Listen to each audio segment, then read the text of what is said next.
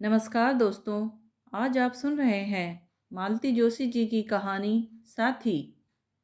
दाल पीसते पीसते उनका बूढ़ा शरीर हाँफ उठा था। हर आहट पर वे चौंक उठती थी। कभी इस आशा से कि रामलाल होगा, कभी इस डर से कि बहू रानी क्लब से ना लौट आई हो। यूँ देखा जाए तो बहू रानी बेचारी कभी कुछ नहीं कहती, खुद ही आगे बढ़ चढ़कर उनकी हर इच्छा, हर ज़रूरत को पूरा करने की कोशिश करती है। फिर भी कभी कभी संकोच हो ही जाता है। पिछले हफ्ते से बाबूजी 2-3 बार कचौड़ी खाने की बात कह चुके हैं। यूँ यह कोई बड़ी बात नहीं थी, लेकिन उनकी खांसी बढ़ जाने के डर से इधर तली हुई चीज़ें करीब करीब बंद सी हैं। माँ जी इस बात के औचित्य को समझती ना हो, ऐसा भी नहीं। फिर भी बाबूजी का यूं जरा सी चीज के लिए तरसते रहना उन्हें अपार कष्ट पहुंचाता है। इसीलिए आज उन्होंने मुंह अंधेरे उठकर दाल भिगो दी थी। बहू रानी के क्लब में जाने के बाद मैदा गूंथ कर रख दिया था और दाल पीसने बैठ गई थी। वे सारी सामग्री तैयार रखना चाहती थी, जिससे प्रोग्राम में हेर फेर की गुंजाइश न रहे। घड़ी में 4:30 बजे रामलाल तथा बहू रानी ने एक साथ ही रसोई में प्रवेश किया। ये क्या हो रहा है माताजी? रामलाल ने सिल लोढ़े का चार्ज लेते हुए पूछा। थोड़ी कचौड़ी बना लेंगे आज। जब देखो मरी डबल रोटी बच्चों के आगे रख देते हो। पता नहीं रोज रोज कैसे खा लेते हैं बेचारे, माँ जी ने कहा। रामलाल ने बहू रानी की तरफ देखा। मान लो कहना चाहता हो कि माताजी ने किस खूबी से बात बनाई है, पर बहू रानी के गंभीर चेहरे को देखकर चुपचाप अपना काम करने लगा। आपने क्यों तकलीफ की? रामलाल ग्राइंडर में 5 मिनट में पीस देता, बहू ने कहा। उसकी सहृदयता से माँ जी का मन तरल हो उठा। अरे करने को यहाँ है ही क्या, लेकिन एकदम काम करना छोड़ दूंगी तो ये हाथ पैर एकदम बेकार नहीं हो जाएंगे? कहते हुए वे रसोई घर से बाहर आ गई। मंदिर से कीर्तन की आवाज़ आ रही थी। 2-4 बार बड़के ने पूछा भी था। पड़ोस वाले एसपी साहब की माताजी भी रोज़ मंदिर जाती हैं, पर माँ जी ने मना कर दिया था। कह दिया था मेरे तो काशी विश्वेश्वर घर में ही हैं। तब शर्म भी आई थी। बहू क्या सोचती होगी कि बुढ़ापे में भी इन्हें घर का मोह नहीं छूटता। वे क्या करे, सचमुच ही उनका घर से पाँव नहीं निकल पाता। माँ जी कचौड़ियाँ गरम गरम बन रही हैं, आप और बाबूजी खा लीजिए ना। बहू रानी पास खड़ी होकर बड़े प्रेम से कह रही थी। आ जाने दो बच्चों को, उनके साथ खा लूँगी। हाँ अपने बाबूजी को तुम दे आओ, माँ ने कहा। जब भी खाने की कोई चीज़ बाबूजी के कमरे में भेजनी होती तो वे बहू रानी को ही भेजती। बहू जब माथे पर पल्ला खींचकर बड़े अदब से ट्रे लेकर कमरे में जाती तो गर्व से उनका सीना फूल उठता। लगता कि इस वक्त हर कोई आकर देखे कि उनकी बहू कितनी सुशील है। मेजर की बेटी है, कलेक्टर की बीवी है, पर जरा सा भी गरूर नहीं है। बाबूजी को भी अच्छा लगता है कि बहू उनकी सेवा कर रही है, उन्हें नौकरों के भरोसे नहीं छोड़ दिया गया है। शाम हुई और बच्चे किलकारियाँ मारते हुए घर में दाखिल हुए। दोपहरी से सोया हुआ घर एकाएक जाग पड़ा। बहू रानी को बच्चों में उलझा देखकर माँ जी बाबूजी के लिए फिर एक प्लेट भरकर ले गई। वे खा पीकर तृप्त होकर लेटे थे। और नहीं लोगे? नहीं भाई, फिर रात में खांसी चैन नहीं लेने देगी। तुम क्या रसोई घर में थी इतनी देर? मैं क्या करूँगी रसोई घर में? मुझसे भला होता है ये काम अब? वो तो आपकी लाडली बहू रानी है ना, जानती है कि ससुर जी को कचौड़ी पसंद है, इसलिए इतना सरंजाम किया है उसने। अच्छा, बाबूजी ने कहा। चेहरे पर एक तृप्ति का भाव था। माँ जी शायद इसी के लिए दिन भर से खट रही थी। वैसी की वैसी प्लेट लेकर जब लौटी तब तक लड़का भी आ चुका था। आज बड़ी देर कर दी बेटा। नहीं अम्मा, रोज का ही तो समय है। आज क्या कचौड़ियों का प्रोग्राम है? बाबूजी को ज़्यादा तो नहीं? अरे कहाँ खाते हैं वे। देख, पूरी की पूरी प्लेट लौट आई है। वे तो खुद ही बेचारे डर डर कर रहते हैं। अम्मा, जरा एक बात थी। बाबूजी ने अलका को बुलाया है क्या? पता नहीं रे। क्यों? देखो, एकदम इस तरह से मत बुला लिया करो। अभी राखी पर ही तो नीलिमा यहाँ से गई है। तुम तो जानती हो, लड़कियों का बुलाना इतना सहज नहीं है। फिर बच्चों की परीक्षाओं के दिन है। घर में मेहमान हो तो सब कुछ अपसेट हो जाता है। कब आ रही है वह? माँ जी ने उत्सुकता और आशंका से भरकर पूछा। लिखा है शायद अगले महीने आए, लेकिन बाबूजी से कहो अब चुप कर जाएं। आएगी तो देखा जाएगा। और उसने इधर उधर देखकर एक पोस्ट कार्ड माँ जी के हाथों में रख दिया। अपनी छोटी वाली बेटी का पोस्ट कार्ड वह देर तक पढ़ती रही। थोड़ी ही देर में उनके आंसुओं में सारी लिखावट धुंधली होकर रह गई। उफ, क्या जिंदगी है। लड़कियों को मन भर के बुला भी नहीं सकते।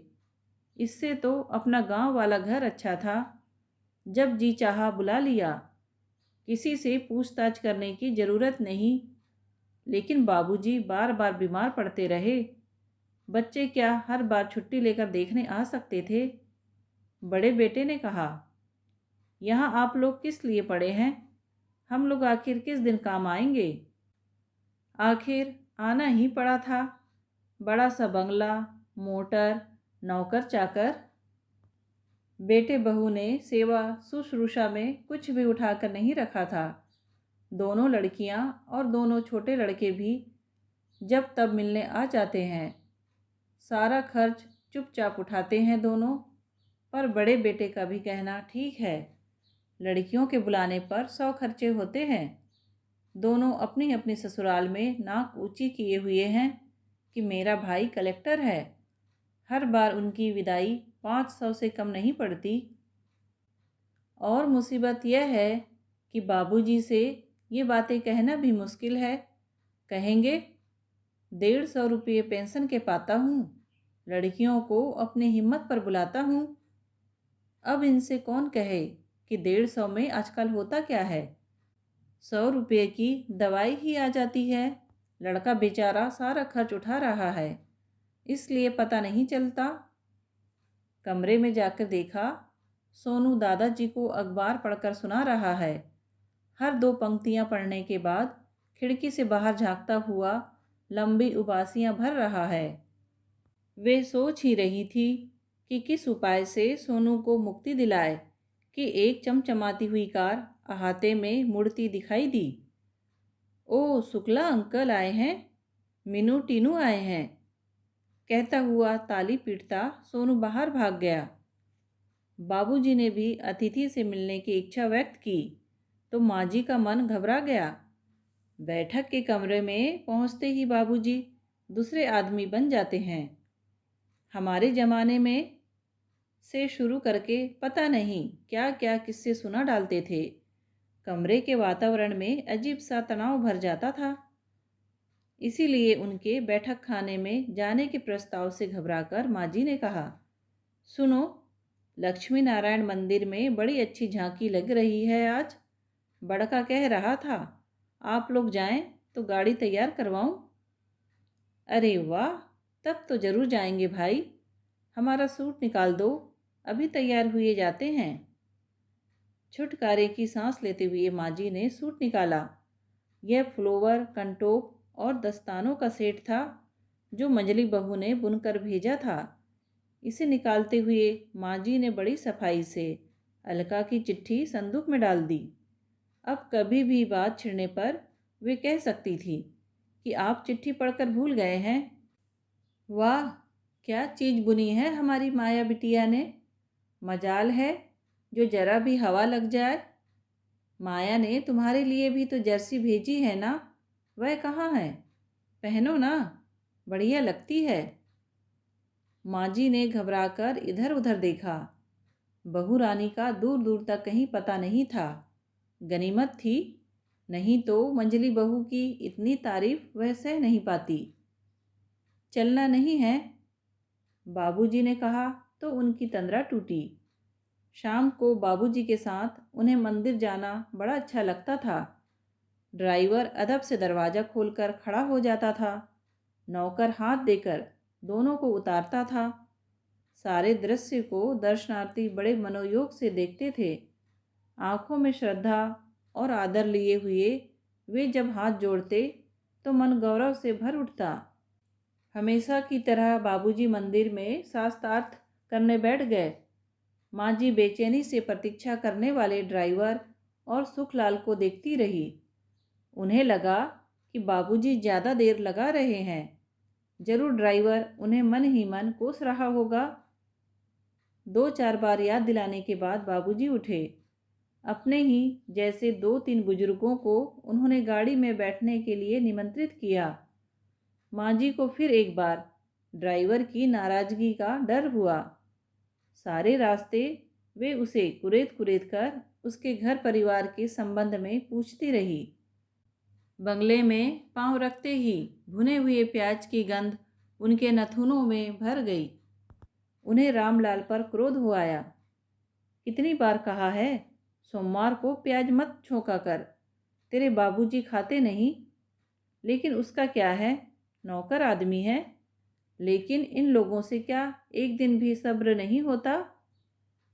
वे भागी भागी रसोई में गई। सब्जी प्याज में छोंक दी रामलाल, अब उन्हें क्या परोसूंगी मैं? उन्होंने रोष में कहा। हुजूर, बड़े साहब के लिए लौकी अलग बना रखी है, एक बार कहने से भूलता थोड़े ही हूँ। रामलाल ने गर्वोक्ति से कहा। माँ जी खुश हो गई। रात को बाबूजी की थाली उन्होंने कमरे में ही पहुंचा दी। तुम यही खा लो, उन लोगों ने तमाम चीज़ों में प्याज डाल रखा है, उससे क्या फर्क पड़ता है? बाबूजी ने निरीह भाव से कहा।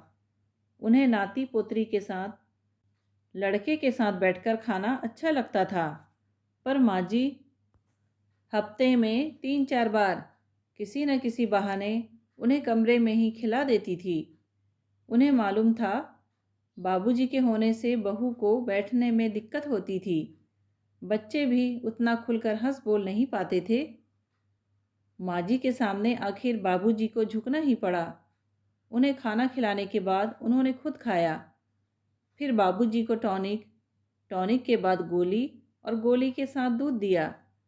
फिर उनका बिस्तर ठीक किया। दिन भर की मुड़ी तुड़ी चादर बदली, सिरहाने, मफलर, कंटोप, बिस्तर के नीचे चप्पलें रखी। स्टूल पर थर्मस में गर्म पानी, खांसी दबाने के लिए प्लेट में मुलहटी, लौंग और मिश्री के टुकड़े रखे। उन्हें बिस्तर पर लिटाने के बाद ही माँ जी को चैन मिला। और फिर एकाएक उन्हें लगा कि वे बहुत थक गई हैं। सुबह से जैसे पाँव में भौरी बांधकर काम करती रही हैं। अब जाकर याद आता है कि वे उम्र की 62 सीढ़ियाँ पार कर चुकी हैं। हमेशा जैसी मेहनत उनके बस की नहीं रही। बड़ा लड़का रोज की तरह जब कमरे में आया तब वह पाँवों पर आयोडेक्स मल रही थी। लाओ मैं मल दूँ, उसने हाथ से शीशी छीनते हुए कहा। क्यों दिन भर हाय हाय करती रहती हो? कितनी बार कहा है कि बस बैठकर हुक्म किया करो। देखो बहू कुछ करती भी है या नहीं? कहाँ करती हूँ रे कुछ, उन्होंने कहा। पर उन्हें अच्छा लग रहा था। उनके थके शरीर को उसके बलिष्ठ हाथों का आधार बड़ा अच्छा लग रहा था।